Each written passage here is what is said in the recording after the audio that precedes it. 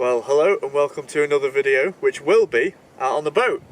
Now, I'm doing this intro on land because it is a very windy day, so filming today is going to be a little bit careful.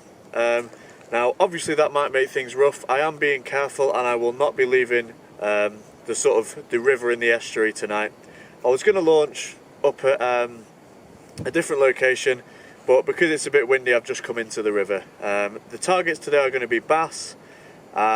Whether or not I'll get one I don't know, but I'm going to put a fair bit of effort in because I've struggled a lot on bass in this estuary. I tried to get a shore fishing video for this week. I fished the Gim Wall and Anchor's Home, but I really didn't have enough to put together a decent kind of video, despite I caught a couple of fish, but at the Gim Wall I blanked, so all I really managed was a bit of drone footage and stuff, so I didn't put that in. But anyway, today's going to be a boat fishing video, so let's get the boat in. Before we pop that boat in the water, I thought I'd just give a warning about these, which are washing up a lot at the moment. You may hear that some small jellyfish that wash up on our shores have no sting and are harmless. However, if you see one like this, they definitely pack a sting, so make sure to avoid touching them. I know you told your friend you're not okay, and tell me what's wrong and why you never said you felt that way. And guess you're trying to stay strong and fake a smile until I look away. But I've known you too long, it hurts to watch your blue eyes fade to grey as you fade away, as you fade away. This is where I'm anchored. This is the training wall here. The channel is the other side of that, and I'm anchored just off the wall, which does extend out here. And I'm in about 4 foot of water, which seems like not a lot, but it's just enough that I'll be able to fish through all of the drop. And I might lose audio here, but I'm going to spin to my left and I'll show you all the turbulence that I want to be fishing in for the bass. All this. That's what I want to be putting some baits in.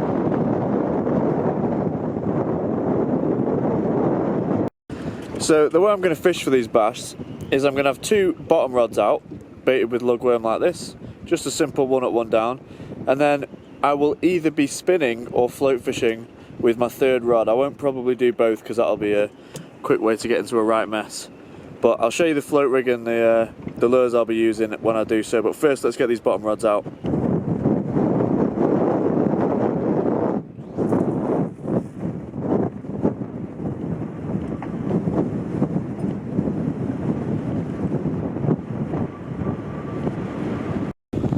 So right now, the float rig, all it is a running float with a lead also running underneath it, and then I've got a stop knot set at my depth, which here is very shallow, running down to a little bit of squid.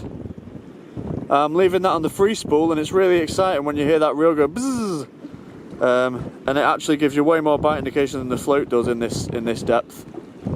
You can see that wall's now beginning to come out a lot more. Hopefully that's a good sign. I always think the bass will be hunting around there for crabs and worms and stuff. Float rod's out there, and when it runs, this reel just peels offline, and that's really exciting.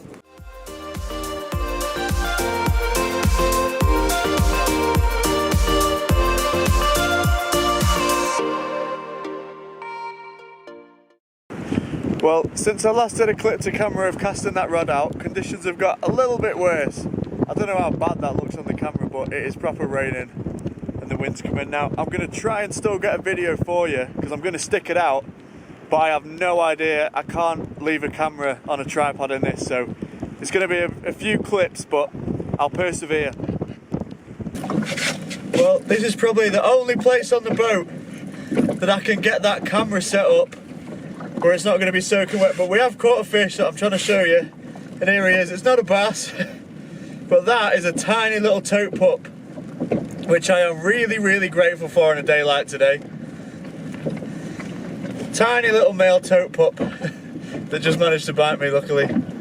Let's get this little fella back, because even though it's not a bass, it's a good sign.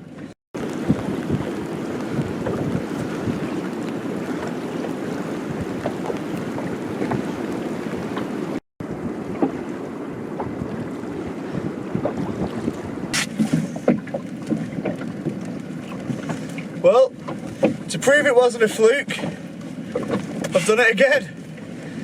Another little tope up there. 2 for 2.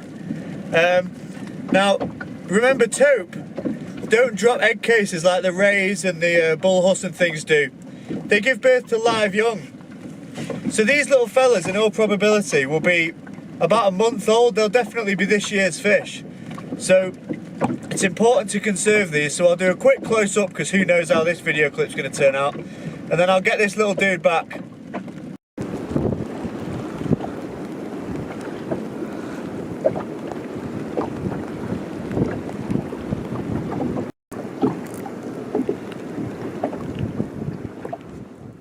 I didn't really know if those clips had worked, so I did retain these two in water for a bit, but I made sure to keep changing that water so they're absolutely fine.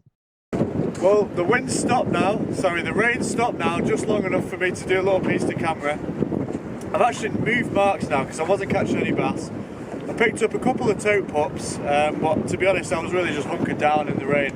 I've now moved back into the channel and I'm sat on a sandbank in about 4 foot of water, and I thought, there's not so many bass around, which there might be, I just might not be catching them. I'll try for some flatfish. So here I know I've previously caught flounder, plaice and sole.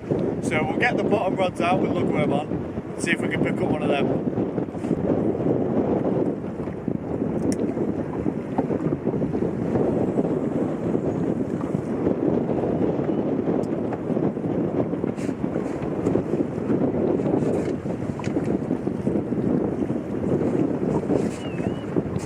I'm in a stronger tide run here, so it'll help keep those lines tight as well.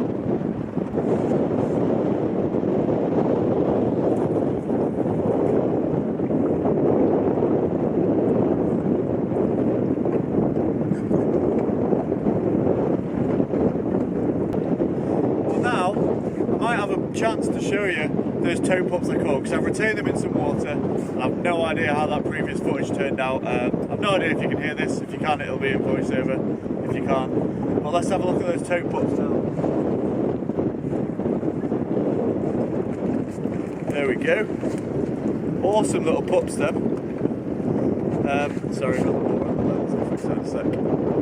Yeah, as I say, this year's young. That one's slightly bigger. That one, it could be weeks old, if that. But we'll make sure to get these fish back now. I'll just show them close to the lens.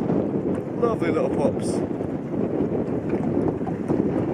Future of the species. So let's get these ones back. I would not want to be on the other side of this sandbar. This bank is what protects the estuary from the main sea at low tide, so you can still fish down here at the bottom of the river on days where usually it'd be too rough to get out. I've no idea if this will work, but I've just got a spinner on this rod, and the tide is enough to make it actually spin, so that's just hanging there in my weight, spinning away, so I'm kind of static lure fishing. It'd be awesome if a bass grabbed that, but I think I'll be lucky. But you never know. Well, first I wanna feel again. I need a couple friends. I never really understood just how the story ends, but I can feel it's tense. Don't know the consequence. The volatility of life, my only confidence. Is this an argument or just the start of it?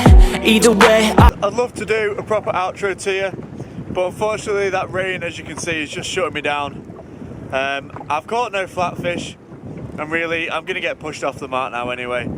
I'm sorry that this just hasn't been the best video. To be honest, I'm quite surprised and pleased. I caught a couple of topepups doing what I was doing.